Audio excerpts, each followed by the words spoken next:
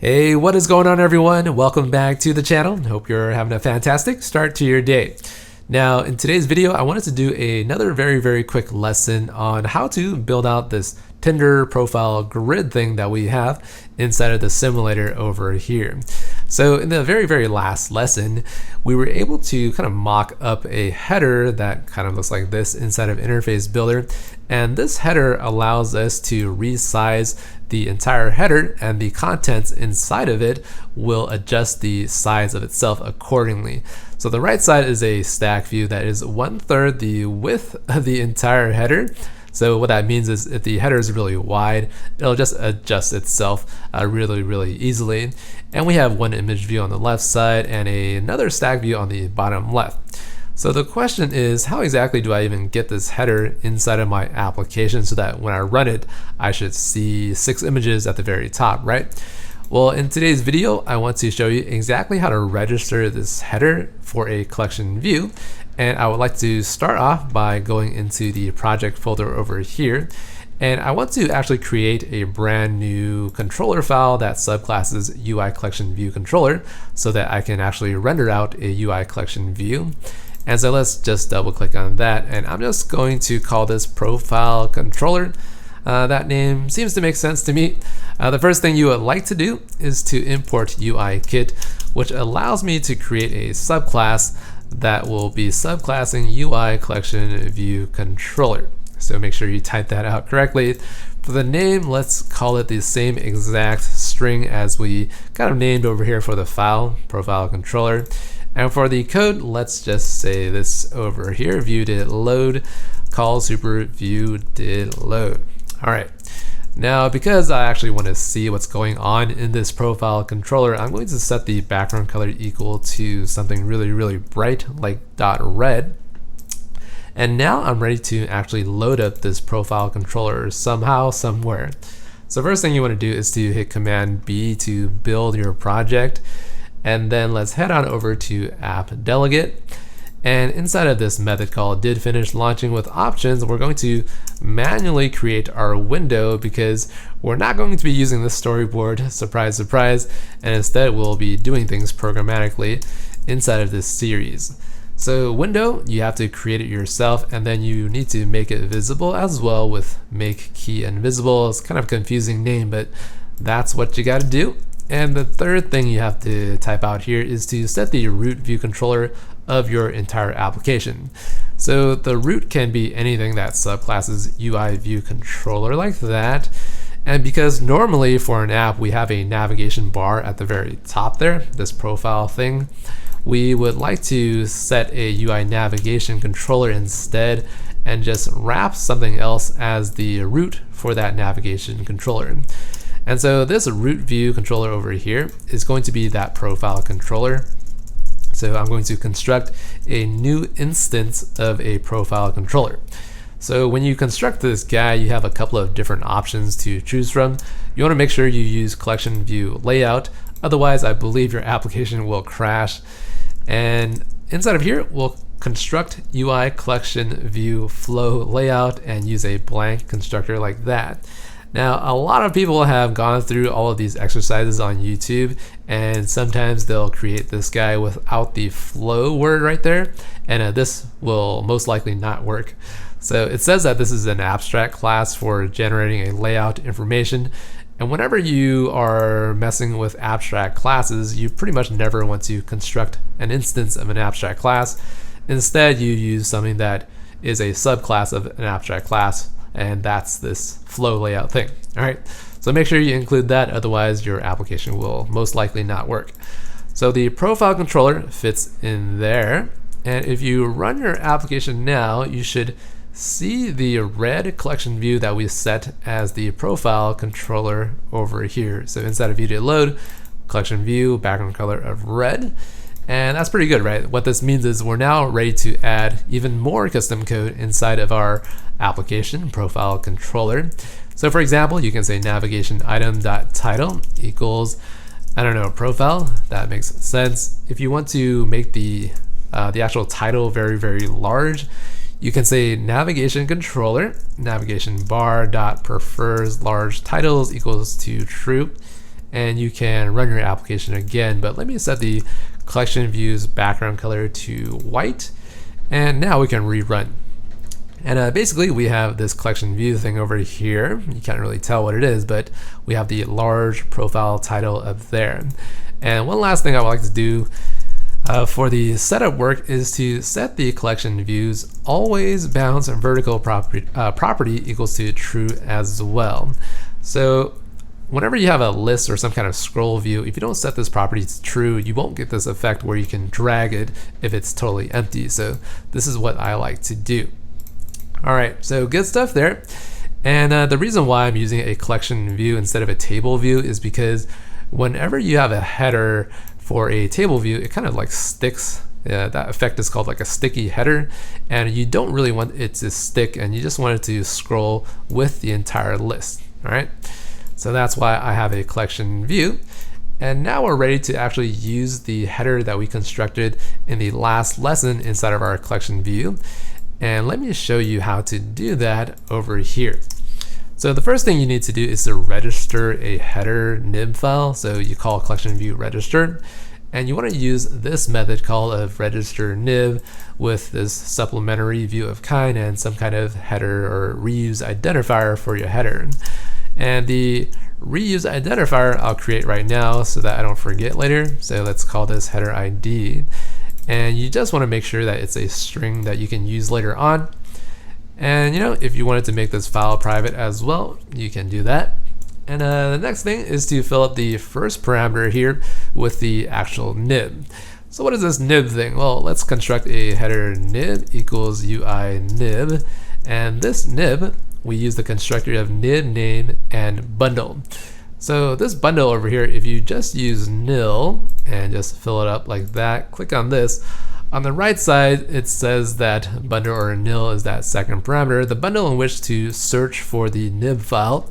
If you specify nil, this method looks for the nib file in the main bundle, which is what we have inside of our application. This is the main bundle.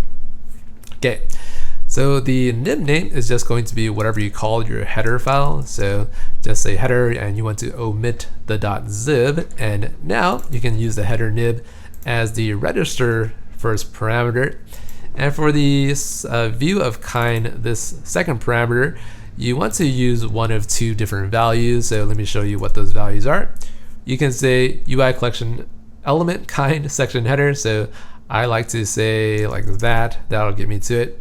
So UI call header will get me that. You can also say UI call footer, and you'll get the footer like that. So obviously we want to use the header because it belongs at the top of the section inside of our collection view. So this is the top of the section. These are the cells, and you'll get the footer down below if you had a footer. So now we are actually ready to use this header somehow inside of our application, right? For example, if you run your app right now, you don't really see the header because all we did so far was to just register it. So we get the same exact thing inside of our application there. And down below is where I'm going to show you how to return your header for your collection view. So let's say I type in mark : and UI collection view. And this is something that I like to do because it makes this little thing show up over there, which will separate all your functions into a nicely compact area so that whenever you come back to your code, you can make sense of it.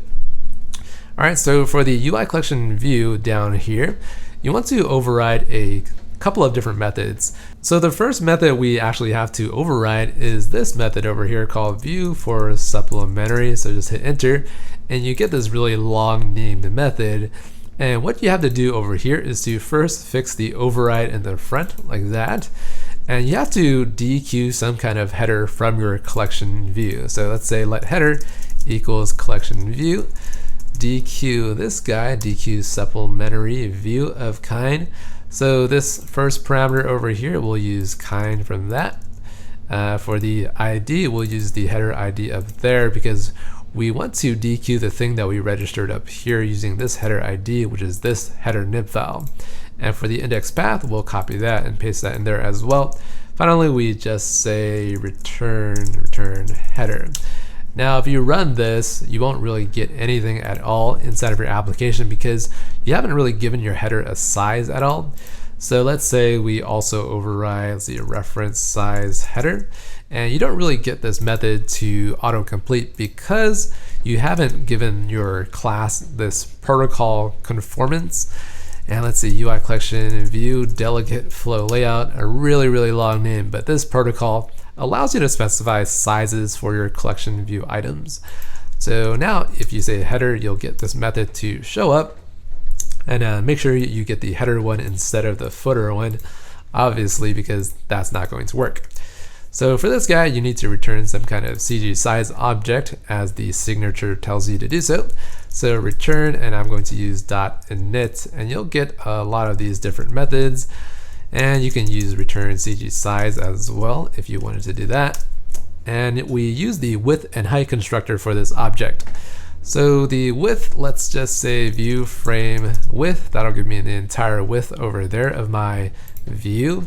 And for the height, why don't we just say 100, just so I can show you what happens. Try to run this. I think you might get an error over here, but looks like that works as well.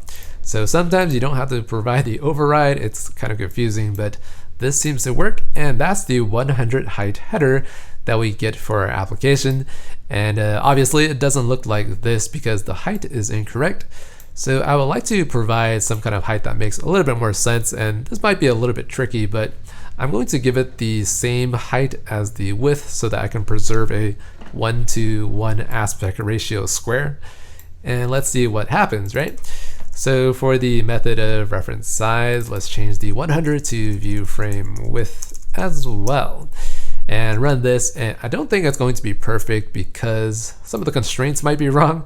So that's kind of what we get. We get Daenerys Targaryen's head to be chopped off at her mouth. And the way that you can fix this is to do a couple of things. The easiest thing is to go back to your header file, and you can resize this guy, and you'll notice that this width over here is not actually all that correct.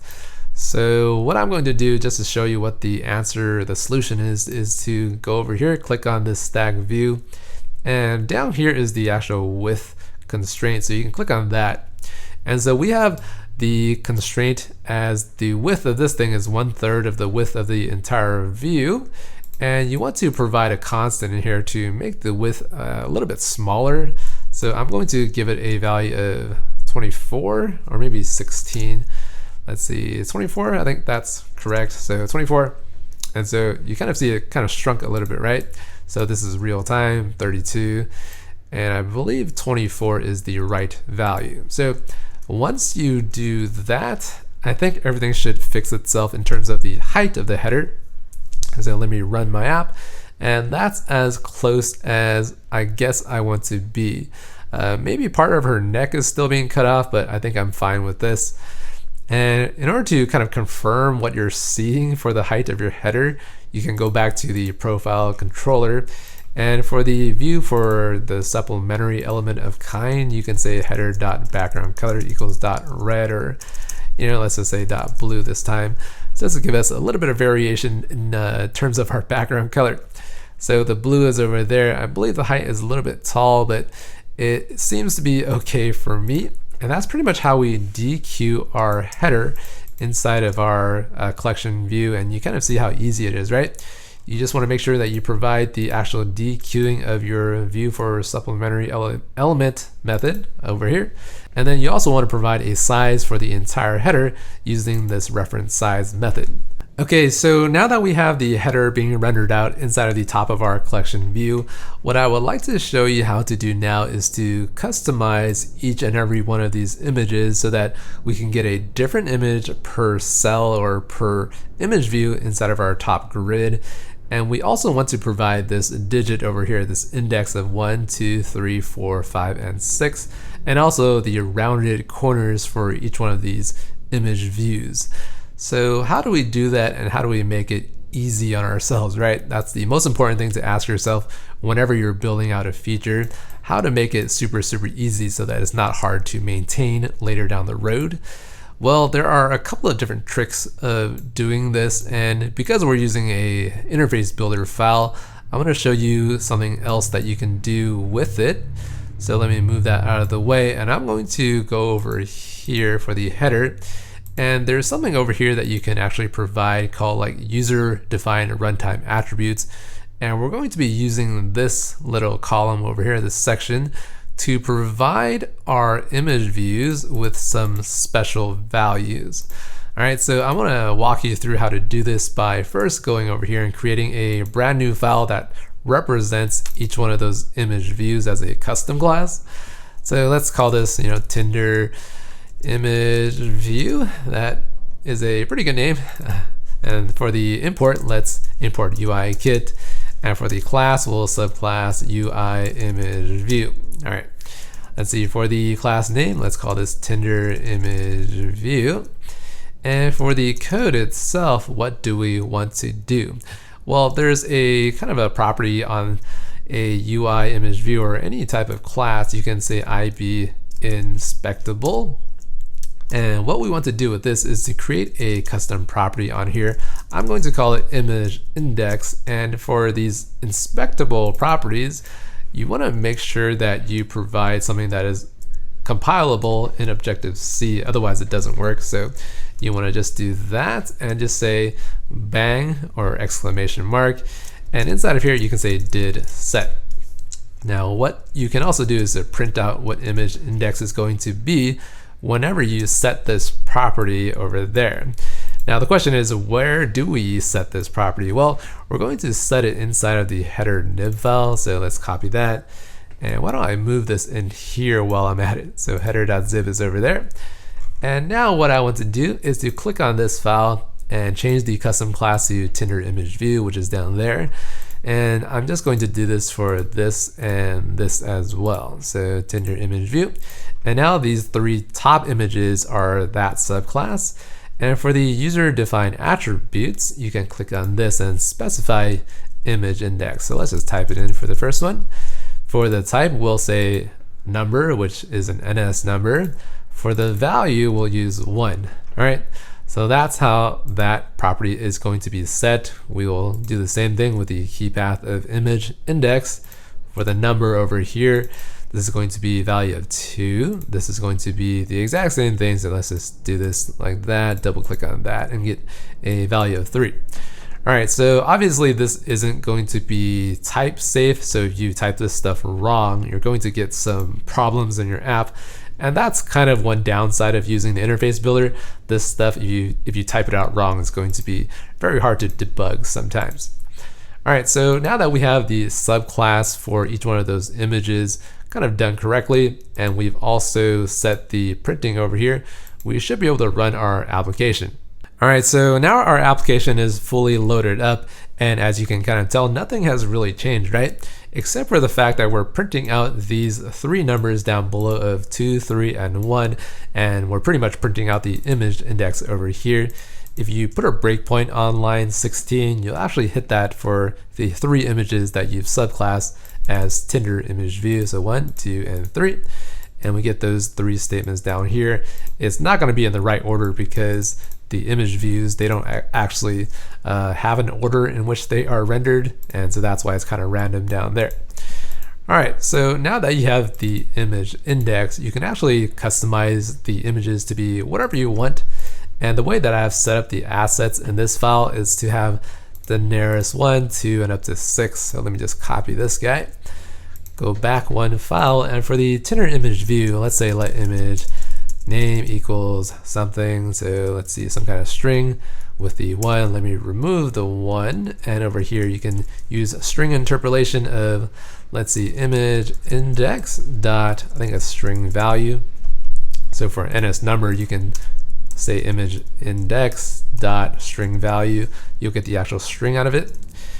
And down below, we just say self.image, image equals UI image. And for the image, there's a constructor called name. And obviously, we just use the image name from the line above. And so the reason why image is available is because we're in the subclass of image view. So it has a property on it called image. And so once you have that done, you get this image over here on the left being the nearest 1, and you have 2 and 3 as well. So why don't we kind of finish up here with the header zip file and modify this to be, let's see, Tinder image view and Tinder image view. I'm Not sure if we can do this all at once, but let's just do it one at a time. For this guy, we use the image index. So image index, this is probably going to be a little bit tedious, and that's, one of the problems with Interface Builder. Everything is somewhat tedious, and you can't really do things on kind of like a batch process, which is much easier in code. So let's just click that and finish this up as well. Image index, NS number, and this is image number 6. And now you can run this, and because I have 6 images in the assets, all 6 of these images inside of that grid will kind of magically change like so. Now, one other thing that you can do is to provide the rounded corners for these image views. And I'm going to show you 2 ways of doing this. The first one is something that I don't really like. And you can say layer.corner radius and set this to a Boolean value of, let's see, true. I think that's what it needs to be. And then let's see, I actually want to change this to a number and give it a value of 5. And for this, you want to click on, let's see, clips to bounds, which I already have checked. And so now you can run your code again. That top left image should have a rounded corner. You can't really see it, but it's definitely rounded. If you click on this guy again and provide a value of 10, it should be a little bit more obvious. So I'm going to run that one more time, and you'll get this corner over there. So that's how you would do that using this interface builder thing, but it's really, really tedious to do this because you have to type in all this information, and you might say 10 here and you click on that and you might give it a different value. So it's not all that safe. So let me just remove that and go back to Tinder image view. And let's say I actually want to do this kind of programmatically. Well, I know that I'm setting an image index for each one of these images. So why don't I just do this rather quickly and say, let's see, corner, say is a corner radius, layer.corner radius equals 5.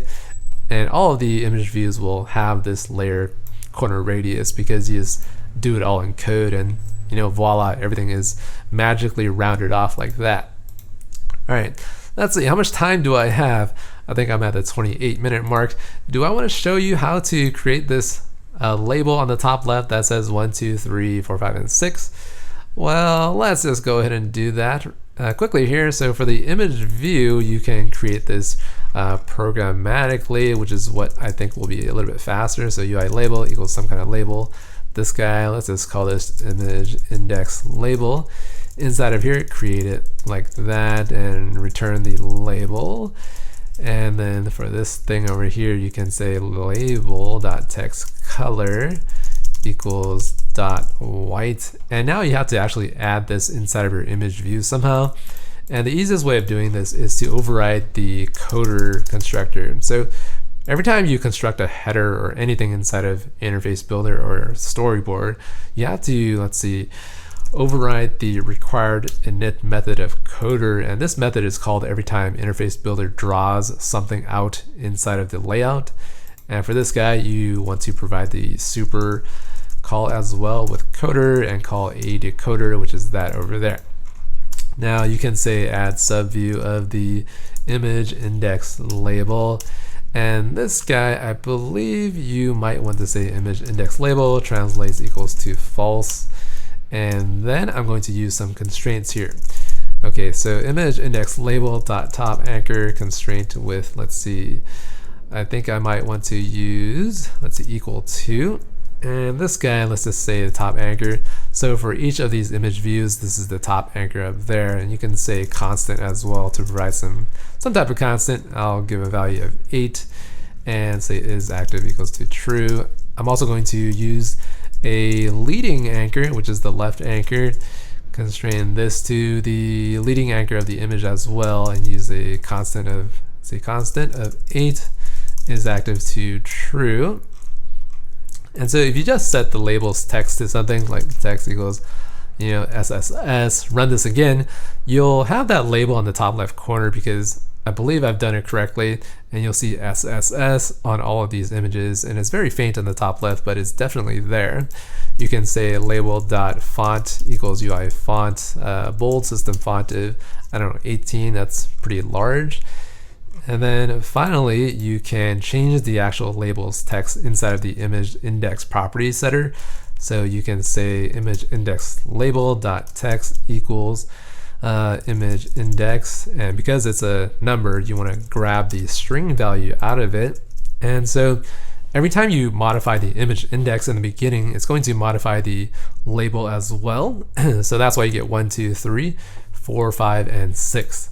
Now, the last thing you might want to do, I know this video is getting super long, but there's actually a shadow on this guy. I think it's a little faint. It might not even be there, but you can provide a shadow for this text. So if you say label.layer shadow opacity equals 1, and I think if you run this, you'll just see the shadow really quickly. And let's see, so that's the 1 opacity shadow. Is pretty dark. If you wanted to move it to the center, you can say label.layer shadow offset and just say .0.